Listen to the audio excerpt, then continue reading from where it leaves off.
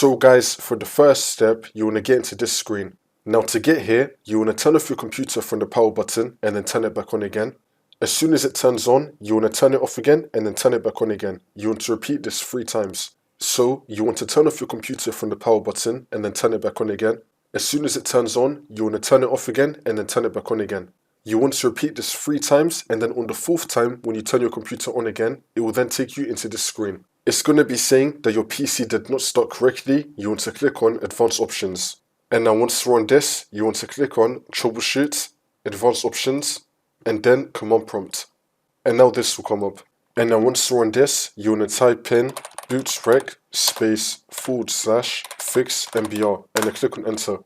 And now you want to type in bootsect /nt60 sys and then click on Enter again.